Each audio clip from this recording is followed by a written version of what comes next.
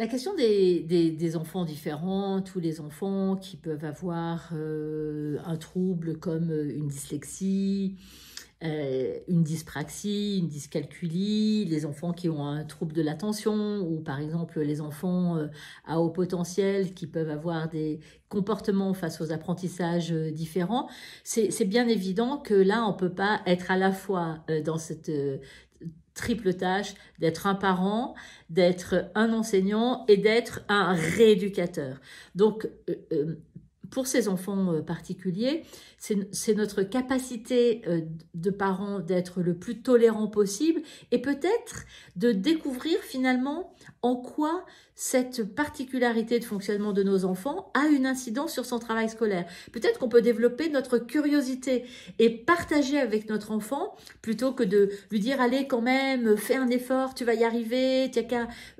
motive-toi, sois plus persévérant et d'avoir, parce que ça c'est une manifestation de notre propre stress, de transformer ça et d'être dans la curiosité, de lui dire tiens par exemple, je ne me rends pas bien compte la dyslexie, quand tu dois lire, qu'est-ce que ça fait exactement, en quoi ça te pose une difficulté, c'est quoi exactement tes difficultés, ou à un enfant dyspraxique, de lui dire mais là par exemple quand tu dois faire ça et que tu es plus en difficulté, qu'est-ce que tu as trouvé pour améliorer ton rendu écrit, par exemple? C'est quoi tes idées pour faire ça? Ou comment je pourrais mieux comprendre ce que ta dyspraxie va avoir comme incidence sur tes capacités à travailler, sur tes capacités à écrire? Pour un enfant qui est hyperactif, on peut s'amuser à lui dire qu'est-ce qu'on pourrait trouver comme truc pour que par exemple tu sois hyper attentif pendant le temps d'un sablier. On peut prendre un sablier de 2 minutes, 3 minutes, 10 minutes, un quart d'heure ou un minuteur ou un timer sur un téléphone et voir avec l'enfant, lui dire allez tiens, qu'est-ce qu'on peut tester? Est-ce que tu crois qu'on peut tester 5 minutes? Est-ce que tu crois qu'on peut tester 10 minutes? Et chaque fois dire waouh, tu as réussi à travailler 10 minutes. C'est top, et puis après l'enfant fait autre chose pour celui qui a un trouble de l'attention, et puis il revient. C'est-à-dire d'une certaine façon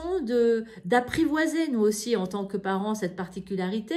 ou avec un enfant à haut potentiel qui peut être agité dans sa tête avec tout ce qu'il a à faire, de pouvoir lui dire mais oui mais toi par exemple sur ton cours de géo, sur ton cours d'histoire, qu'est-ce que tu aimerais faire plus?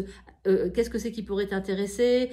comment on pourrait faire pour que tu arrives à mieux apprendre, quelles seraient tes idées à toi pour faire un cours de géo, comment toi tu pourrais m'expliquer ton cours de maths pour que moi j'essaye de comprendre. C'est-à-dire vous voyez d'inverser les rôles et quelquefois de se mettre nous en tant que parents, dans le rôle de l'élève, en disant à l'enfant, bah tiens, explique-moi ce que toi tu as compris, ou explique-moi, et je vais essayer moi de mémoriser, et après tu m'interrogeras moi, et on verra ce que j'ai pu en faire. Ça permet vraiment à l'enfant de partager sur les difficultés qu'il peut avoir, mais aussi de partager sur tout ce qu'il sait, sur tout ce qu'il peut faire. Et pour nous, les parents, ça nous permet de nous mettre dans cette situation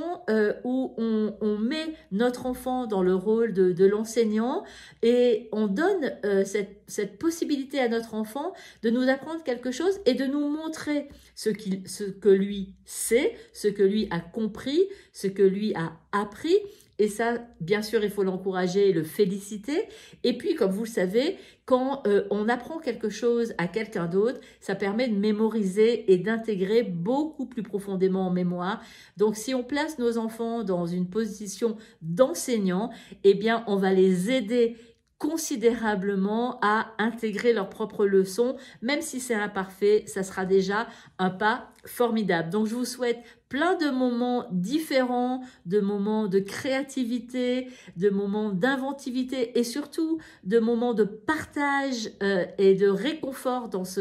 ces moments que vous allez partager avec vos enfants. Et je suis bien persuadée que vous trouverez mille et une ressources pour transformer ce que on peut se représenter comme une corvée en un moment différent et un moment pétillant et un moment où on découvre nos enfants et on découvre nos propres talents de façon très différente.